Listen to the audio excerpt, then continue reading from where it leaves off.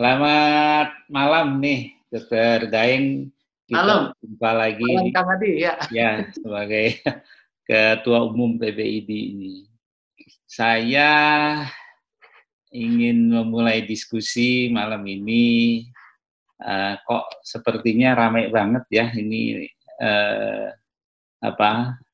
teman-teman yang masyarakat ya, terutama karena kita melihat kejadian India ini begitu heboh ya di dunia ya.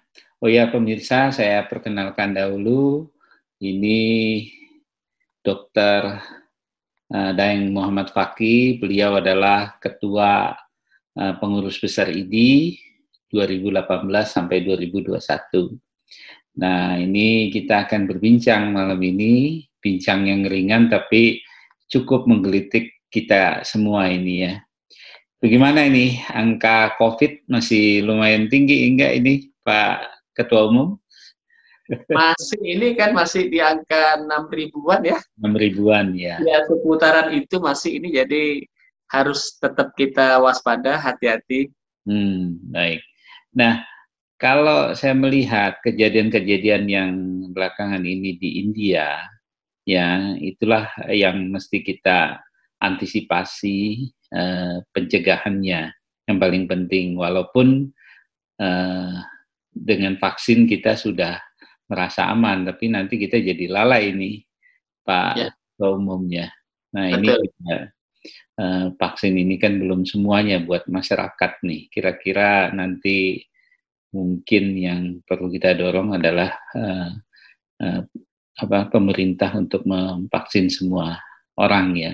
Nah, ini kelihatannya kalau melihat dari kejadian di India ya, pemerintah sudah mengeluarkan larangan seperti kita tahu surat kabar atau warga India yang charter pesawat itu mudah-mudahan sudah tidak terjadi, tetapi Menkes sudah mengisyaratkan ada 16 kasus yang bermutasi ya, ini yang sangat kita takuti sekali ini. Nah, kemarin ada kejadian sebelum kita bicara tentang mudik, ada satu teman sejawat kita itu berdemo bersama teman-teman penghuni yang lainnya. Kebetulan dia penghuni kemarin juga udah mampir di podcast saya dan saya minta klarifikasinya yang di Pantai Indah Kapuk, di mana banyak akun-akun yang bertebaran bahwa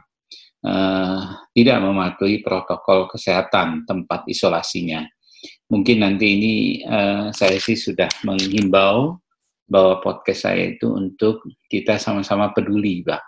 Ya, kita seorang dokter kan seorang guru ya, Pak Dr. Daeng ya. Nah, mohon pandangannya ini, Pak Daeng, sebetulnya apa sih sikap kita sebagai seorang dokter untuk sebagai sama-sama ikut mengikuti pengawasan yang bisa kita awasi. Tentunya kita nggak bisa menindak, tetapi untuk mengingatkan banyak pihak termasuk masyarakat dan pemangku kepentingan. Bagaimana ini tanggapannya Pak Ketua Umum? Mangga. Iya, jadi ini banyak yang mengatakan tidak boleh kendor gitu, termasuk kita, Dokter Hadi. Betul. Kita ini kalau dari beberapa survei ke kawan-kawan tenaga kesehatan ya, terutama dokter, itu masih pihak yang sangat atau cukup dipercaya oleh masyarakat kalau kita menyampaikan. Nah, saya kira sikap pribadi-pribadi kita sebagai dokter itu terus-menerus, jangan sampai kendor. Kita terus ingatkan masyarakat, apakah lewat media yang kita punya ya, medsos ya, ataukah lewat seminar-seminar lewat Zoom ya, atau memang sehari-hari di masyarakat kita di bawah. Itu sebaiknya kita tetap komitmen untuk mengkampanyekan ini, menyampaikan. mengedukasi masyarakat. Ini penting sekali bahwa masyarakat tidak boleh lengah ya. Jadi dan alhamdulillah sepertinya dengan peringatan terus-menerus, jangan sampai seperti India ya, bahkan sekarang kan Malaysia, Filipina sudah ini kan yang dekat dengan kita. Jangan sampai seperti Malaysia, Filipina. Itu kita kalau pantau itu sudah nyampe ke grup-grup medsos masyarakat. Mudah-mudahan masyarakat akan tahu. Jadi kami menghimbau seluruh dokter, tenaga kesehatan, mainkanlah jalur-jalur yang bisa nyampe ke masyarakat. Medsos, silakan.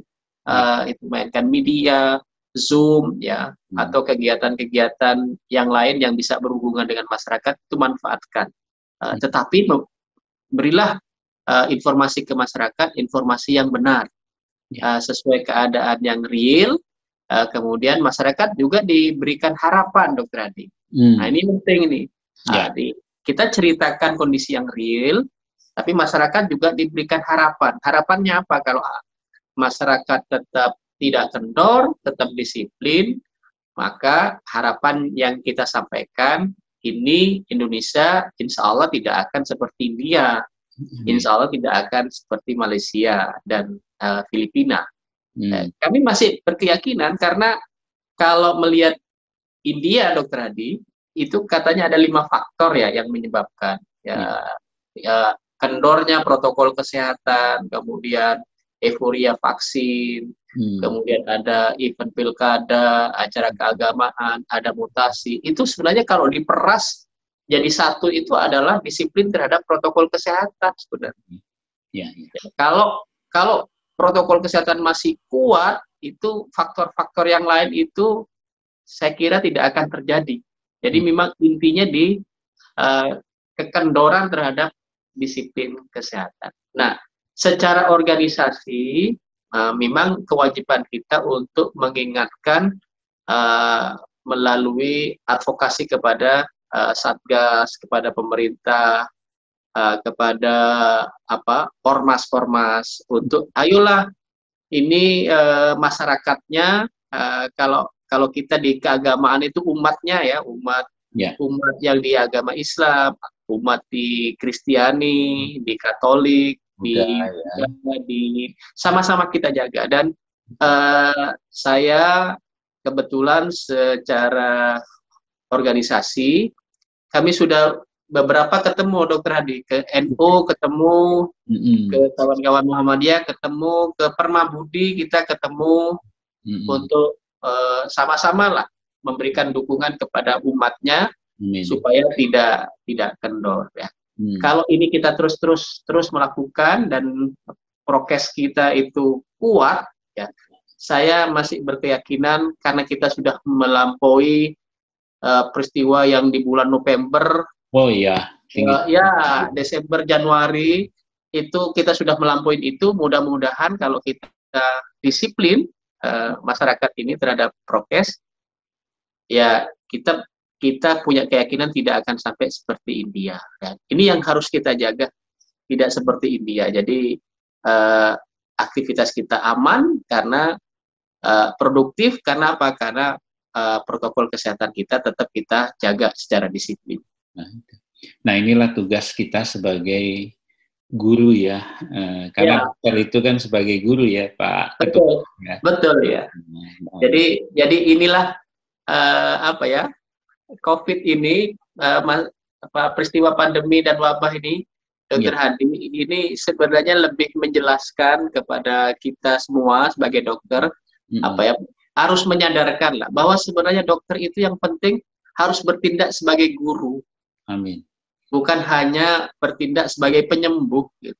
Jadi bertindak sebagai guru itu yang sebenarnya paling utama, karena dengan mengedukasi terus masyarakat ya, kemudian masyarakat menjadi paham, menjadi sadar, berperilaku sehat. Nah itu tanpa kita obati itu sudah terhindar sendiri dari masalah penyakit dan kita masalah wabah ini akan menjadi selesai dengan baik.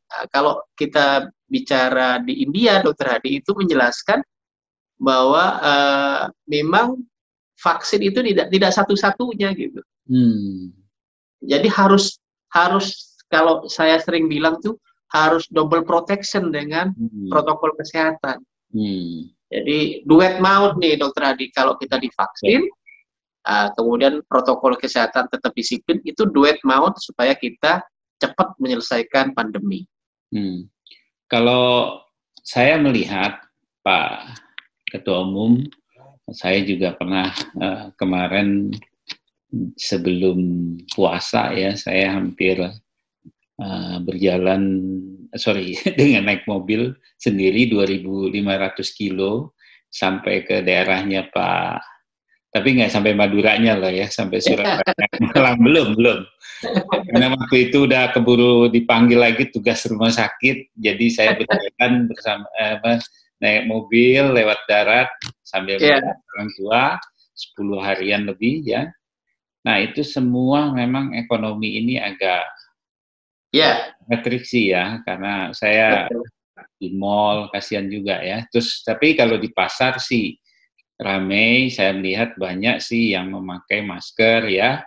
Di tempat keagamaan juga yang kebetulan saya ziarah ke Gua Maria Katolik ya, itu memang agak betul disiplinnya tinggi.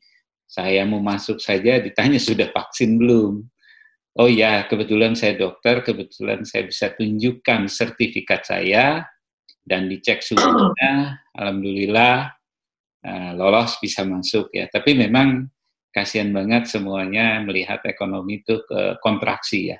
Nah, Pak Ketua Umum, ini masyarakat sudah sadar memakai masker ya. Cuman ini ada kendala nih. Saya kemarin podcast dengan Dr. Maria ya. Saya juga ada tayangan, saya melihat tayangan yang di Taiwan ya, kalau nggak salah ya, negeri Taiwan, di mana dia bisa mengatasi betul tentang COVID. Dia adalah negeri yang sebetulnya terasing oleh karena induknya di China ya, bahwa dia mampu mengatasi, sekolah udah masuk, segala macam sudah masuk. Nah, itu saya melihat kayak beliau katakan kayak di Thailand juga, di Taiwan juga, itu harga masker tuh seharga tisu. Tapi betul-betul masker loh, Pak Ketum. Bahkan KN95 ya, yang di sini saya jujur ya nggak begitu tahu harganya karena yang menyediakan istri di rumah ya.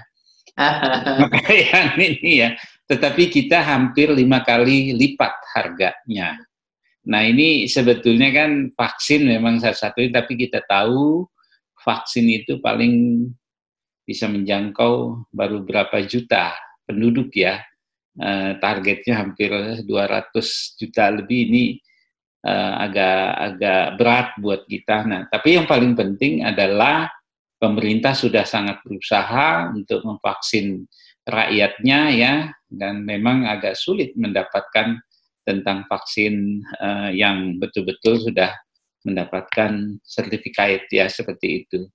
Nah, bagaimana nih tanggapan Pak Ketum tentang rakyat nih sudah sadar, animonya sudah bagus, memakai masker kain dulu kan sudah berani kita katakan bahwa itu tidak menjamin. Yang penting itu maskernya di murah, dan kedua, saya sering menginginkan di satu pertemuan, bahkan kalau saya hanya yang kecil aja menegur, kadangkala dokter pun masih ada, dan kedua masyarakat juga menaruh maskernya di leher ya, bukan menutupi muka, hidung, mulut. Nah ini nih sebetulnya bentuk edukasi. Nah kalau masalah harga masker ini bagaimana nih Pak Ketum nih, usul pemerintah ini harus kita dorongnya bagaimana ini? Ini kan sangat sekali ini, jangan sampai nanti juga yang ada tayangan ya, maaf saya tidak mendiskreditkan, di India itu masker dibuat home industry di rumahan. Ini kan berbahaya sekali. Bagaimana Pak Ketum?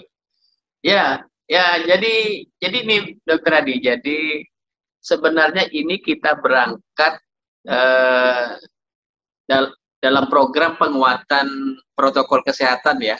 Ya, jadi kita tahu bahwa eh, apa ya, protokol kesehatan ini perlu dikuatkan supaya penularan itu bisa dikendalikan dengan baik dan lebih cepat. Betul. Ya, eh, kalau kita sekarang baca protokol kesehatan itu kan masih 3M atau 5M ya bahkan Ya, sekarang. bahkan Itu sekarang ini udah ada 2M nih malah. Menjauhi kerumunan ya. ya. Ya, Jadi kalau 3M tuh menjaga jarak, mencuci ya, tangan, ya, kemudian apa memakai masker gitu ya, ya. ya, Ditambah 3M, ditambah lagi 2M, ya, menghindari kerumunan dan menghindari membatasi mobilitas ya, misalnya. betul. Saya melihat yang 3 atau 5M itu lebih ke arah memodifikasi hasad dari perilaku kita. Ya, betul. Hasad dari perilaku kita. Nah, tekanannya kemudian memang karena ini penularannya lewat manusia ke manusia, memang tekanannya itu koneksi antara manusia ke manusia, jarak, ya, mobilitas, jarak, dan kerumunan. Ya. Kalau terpaksa berkerumun atau beraktivitas yang kira-kira kadang-kadang berdekatan, maka sebaiknya pakai masker. Nah, ini yang bermasalah kemudian maskernya, Dokter Hadi. Ya, ini persoalannya memang di ini ya, di kemampuan masyarakat mengakses masker. Ya, ini karena masyarakat mengakses maskernya masih apa ya, masih terkendala biaya. Ya. Kemudian masyarakat terpancing mengakses masker yang menurut masyarakat hemat, murah. Ya. Ya. Nah, karena terpancing hemat dan murah itu, maka kemudian kita bicara tadi, mempertanyakan mutunya gimana begitu. Nah, ini memang tidak mudah kalau pemerintah tidak tidak masuk mendorong harga bahan masker yang diproduksi itu untuk murah. Ya kan, di situ kan ada lapisan-lapisan masker yang misalnya bahan medlon. Ya. Itu penting itu karena itu penyaring partikel yang paling bagus. Kan berapa lapis dipakai. Nah, kalau bahan-bahannya itu mungkin ada bantuan pemerintah untuk ditekan murah, mungkin masker bisa diatasi dengan baik ya. Harganya murah, bisa tercapai sehingga masyarakat dapat mengakses masker yang mutunya bagus ya. Kemudian dengan harga yang sangat murah. Nah, sekarang karena ini terpancing untuk yang murah-murah tapi kualitas tidak bagus. Tidak terjamin. Nah, dengan kondisi yang sekarang karena masyarakat masih kesulitan mengakses, ya oke lah ya, daripada tidak ada rotan ya, udah akar pun jadi. Ya. Asalkan begini, kalau kita tahu bahwa masker-masker itu tidak terlalu menjamin, kalau saya secara pribadi daripada dipaksa kemudian masyarakat yang tidak ya, yang terbatas finansialnya kemudian mengakses yang bermutu tapi agak mahal, mending mungkin kita sampaikan ke masyarakat, udahlah yang penting kalau dapat masker yang seperti itu sebaiknya dilapisi gitu kan, supaya daya saringnya menjadi lebih kuat lagi. Kalau kita paksakan misalnya harus yang N95 atau masker yang triple yang 97% tapi harganya agak tinggi, agak kurang terjangkau, mending kita yang bisa dilakukan masyarakat yaitu dengan melapisin saja. Saya kadang-kadang sering mengatakan ya sudahlah, kalau kainnya masker kainnya yang tipis itu, udahlah di dalamnya dilapisi sapu tangan lah. Itu karena mengakali, karena kalau kita tidak tetap menjelaskan yang harus yang standar dan lain-lain, khawatir tidak terjangkau, itu pun tidak terlaksana di lapangan begitu. Nah, ini penting masker, Dokter Hadi, karena kita ingin apa ya, penanganan COVID ini ya, Ya. itu seiring dengan pemulihan ekonomi.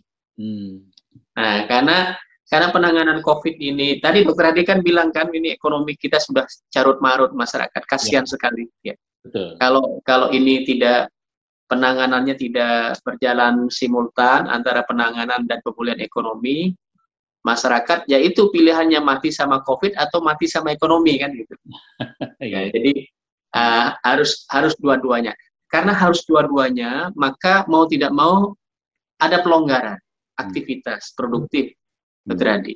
Jadi misalnya aktivitas di tempat kerja, di kantor, di pabrik, ya aktivitas, karena aktivitas produktif itu yang menyebabkan ekonomi berjalan lebih baik begitu daripada kemudian sama sekali tidak bisa dijalankan, apalagi di lockdown misalnya.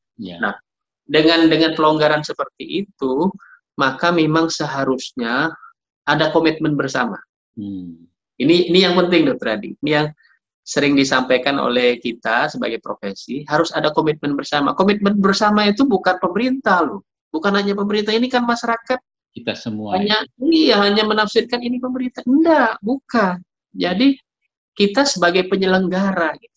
Makanya kemudian komitmen bersama itu pemerintah iya, kita orang per orang, ya karena 3M itu lebih ke arah memodifikasi hazard perilaku kita harus lakukan dengan masker yang baik, tapi juga karena ini komitmen bersama, para penyelenggara, Dokter Adi, misalnya penyelenggara tempat belanja, penyelenggara tempat kerja di kantor, di pabrik, penyelenggara tempat ibadah, penyelenggara transportasi, penyelenggara tempat wisata, tempat sekolah, itu juga harus punya komitmen, Dokter Adi. Apa itu komitmennya? Komitmennya satu, menjaga supaya yang beraktivitas di situ itu betul-betul pakai masker dengan baik. Itu penting karena kan kita tahu kan penularannya pakai melalui hirupan kan? Ya, betul. Nah, itu maskernya harus kita jaga betul. Yang kedua, yang penting juga tambahannya, kalau misalnya ini tambahan, lingkungannya itu harus kita modifikasi. Iya. Ini yang komitmen ini penting ini, Dokter Hadi. Lingkungan transportasi, lingkungan kantor, pabrik, tempat ibadah, sekolah, wisata, itu harus ada cara untuk memodifikasi, mengendalikan supaya virus di ruangan itu terkendali dengan baik. Jadi udaranya itu aman kalau terhirup orang yang masuk. Karena meskipun pakai masker kita kan masih menghirup, Dokter Hadi. Ya, kalau kita pakai yang N95 misalnya, masih ada 5% itu yang akan kemungkinan terhirup masuk ya, yang tersaring. Nah, kemungkinan yang 5% bahkan mungkin yang 10% dan lain-lain itu harus kita tutup dengan cara ruangannya itu kita betul-betul udaranya kita upayakan untuk dikendalikan. Kalau istilah kami itu mungkin Dokter Maria sudah pernah nyampaikan viral load-nya itu harus kita kendalikan. Jadi kalau kita sudah diproteksi dengan masker, ya jaraknya sudah diatur, kemudian udaranya ya juga dibersihkan dengan baik ya setiap saat, maka orang yang beraktivitas produktif ya itu aman, Dokter Hadi, nggak gampang sakit terpapar. Nah, ini yang kita ingin dorong sebenarnya, Dokter Hadi, para penyelenggara aktivitas ya tempat bekerja, tempat wisata, tempat apapun ya, tempat transportasi, itu komitmen untuk ruangannya itu betul-betul dipelihara supaya tidak memiliki kandungan virus yang tinggi ya. Apapun caranya ya, yang paling kami tahu itu caranya misalnya menyediakan alat air purifier yang baik ya, yang betul-betul memang bisa menyaring udara, membersihkan udara setiap saat sehingga yang terhirup oleh orang-orang yang ada di ruangan tersebut saat beraktivitas produktif itu udara yang bersih, bukan udara yang mengandung viral load atau mengandung virus yang tinggi. Nah, itu yang kami dorong sebenarnya. Ya. Nah, Dr. Hadi. Kemudian yang terakhir Dr. Hadi, kita tahu selain kita memodifikasi hasad perilaku kita ya, kemudian memodifikasi hasad lingkungan kita. Nah, kita harus juga memodifikasi kondisi tubuh kita, Dr. Hadi. Nah, ini penting. Nah, ini penting ini. Jadi bagi kawan-kawan yang yang misalnya kalau ada tindakan-tindakan tertentu yang kemudian secara daya tahan tubuh itu kuat terhadap COVID, itu kita lakukan. Kita melihat misalnya ya di beberapa negara itu karena vitamin D3 misalnya ya sudah diidentifikasi sebagai suplemen ya, vitamin yang bisa meningkatkan daya tahan menghadapi COVID. Itu komitmen, ada negara yang komitmen membagikan itu. Dan harganya tidak mahal gitu. Betul. Nah, kalau ini dilakukan untuk menambah daya tahan tubuh kita, ya, ini baik sekali program ini karena ini program kita menghadapi pandemi, ya. Jadi harus kita kuat menghadapi. Saya termasuk orang yang menjaga itu, meskipun saya juga ada ya yang tradisional juga saya lakukan ya. Secara pribadi ya, secara pribadi.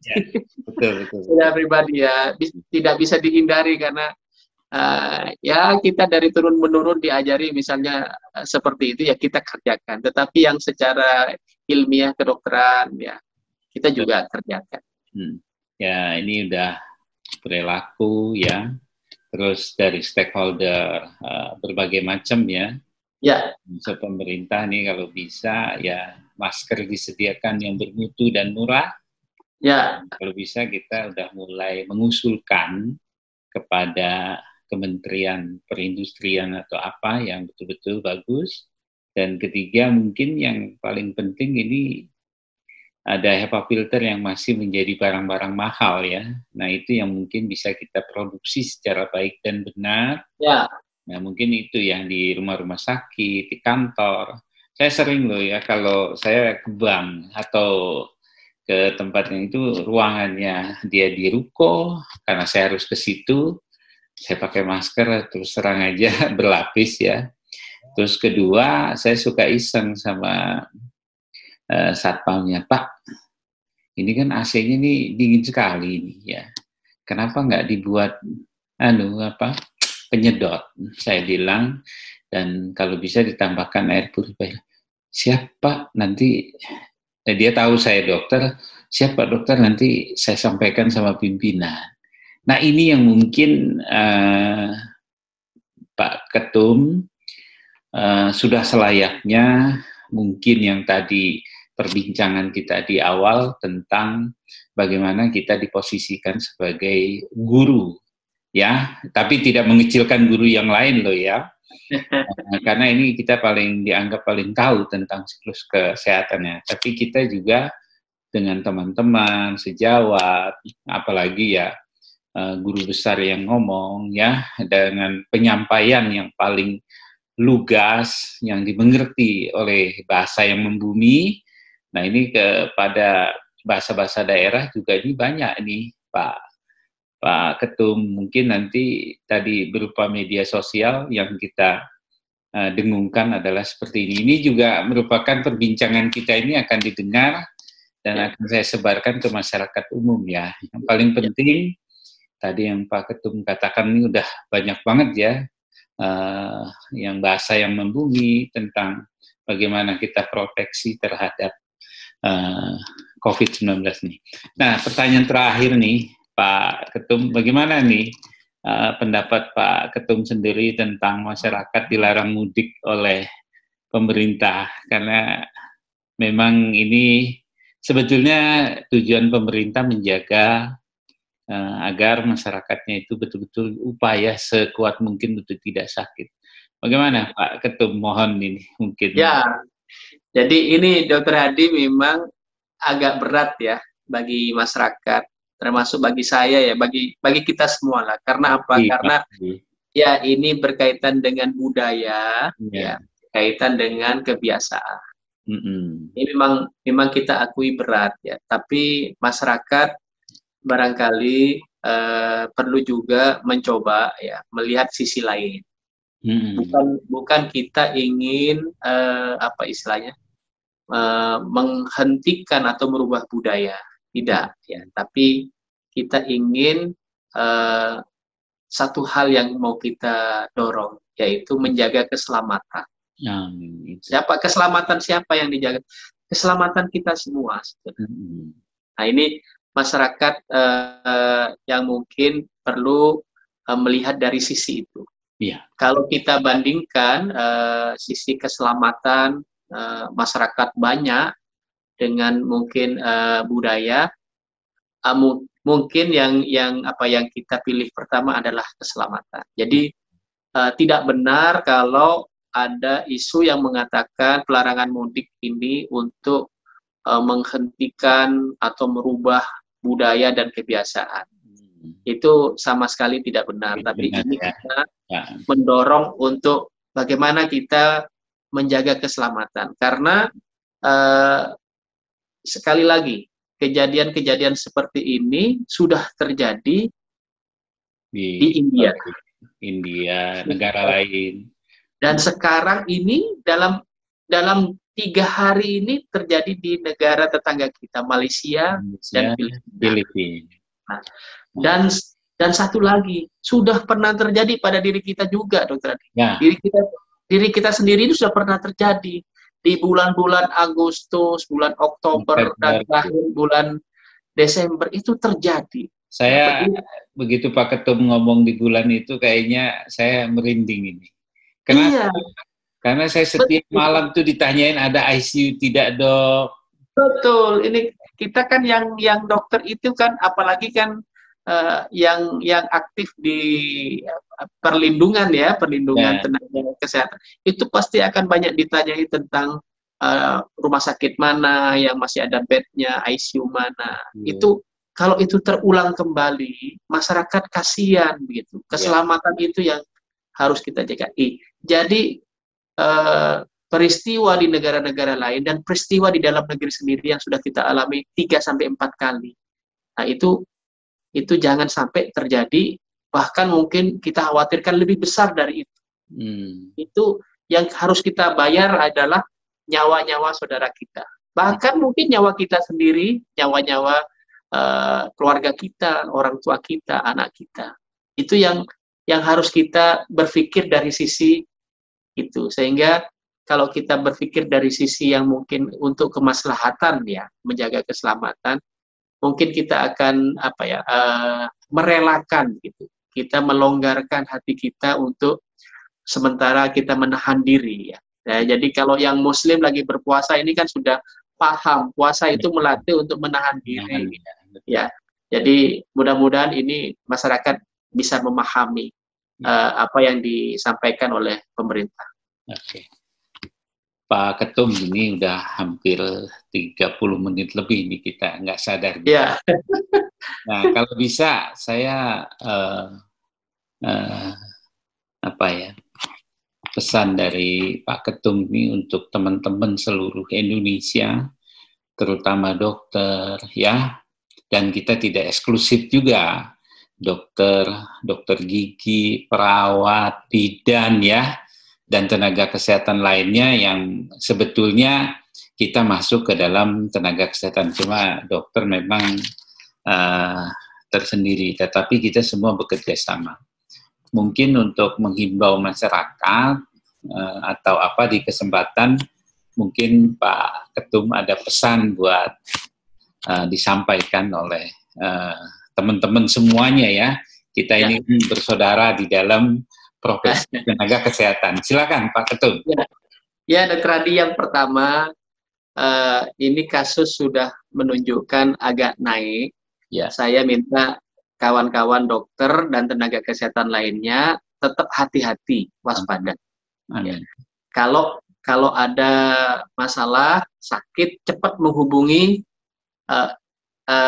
helpline 117 extension 3 atau organisasi profesi untuk bisa cepat dibantu ya. Apakah evakuasi, cari cari tempat, cari obat, nggak ada. Itu cepat dilakukan. Kemudian yang kedua untuk kawan-kawan, jangan sampai capek dan kendor mengedukasi masyarakat lewat jalur apapun. Banyak jalur yang bisa dilakukan, ya grup WhatsApp, ya medsos-medsos yang lain, banyak sekali yang bisa kita gunakan ya untuk terus mengedukasi masyarakat, jangan sampai kendor. Kemudian yang terakhir, bagaimanapun kita semua bagian dari masyarakat ya, jadi marilah kita bersama-sama masyarakat ya, sekaligus menghimbau masyarakat ini sebenarnya disiplin protokol kesehatan itu penting sekali. Penting sekali. Ini harus kita lakukan dengan baik. Jangan kalau ada kasus agak turun ya, itu kemudian kita ya lengah menjadi kendor ya. Setelah kita divaksin, lengah menjadi kendor. Itu marilah kita tetap disiplin. Saya sering mengatakan disiplin itu sebenarnya, disiplin protokol kesehatan itulah vaksin yang sebenarnya sebenarnya. Betul. Jadi ya, ini saya perlu dengar nih. Ya. Itu mungkin Dokter Adi. Baik. Jadi masyarakat yang lain-lainnya tunggu, pemerintah juga sedang mengusahakan ya dengan sekuat tenaga. Kita sebagai pelaksana, vaksinator.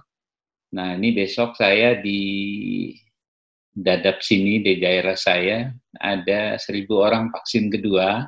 Sebelumnya udah di Cisauk di kampus BSD. Saya hanya mempertemukan saja ya, tapi bukan agen vaksin loh ya saya. Hanya mencari tempat dan ternyata Pak Ketum pengusaha banyak yang mau berpartisipasi untuk menyediakan walaupun untuk lansia. Ya begitu sulitnya mendapatkan data untuk lansia juga. Kerjasama dengan puskesmas nih ada kalau di sini saya ada 3 puskesmas ya, Kosambi, Selembaran Jaya, Teluk Naga ya, nah itu yang terkenal. Terus ada 2 rumah sakit Bundan ini terus ada. Kalau di Cisauk itu ada puskesmas Cisauk, Pagedangan dan Suradita. Wah itu 3.000 orang berserta sivitas akademika yang guru, keluarga guru itu yang kita sasaran vaksinnya. Baik, Pak Ketum, tidak terasa semoga teman-teman juga bijak melakukan medsos ya sesuai anjuran fatwa MKEK. Nanti kita bahas kemudian ya Pak Ketum, karena ini mungkin Pak Ketum sudah lelah juga dari pagi beraktivitas. Saya tahu pasti ini sebagai seorang ketua umum pengurus besar Ikatan Dokter Indonesia tidak ringan tugas dan fungsinya. Dan saya mengucapkan betul-betul terima kasih sudah mampir di channel saya. Ya, sama-sama Kang Adi. Ya, semoga bisa mencerahkan. Selamat malam Pak Ketum dan mudah-mudahan semua sehat. Assalamualaikum warahmatullahi wabarakatuh Pak. Ya, terima kasih. Selamat malam. Terima kasih. Terima kasih.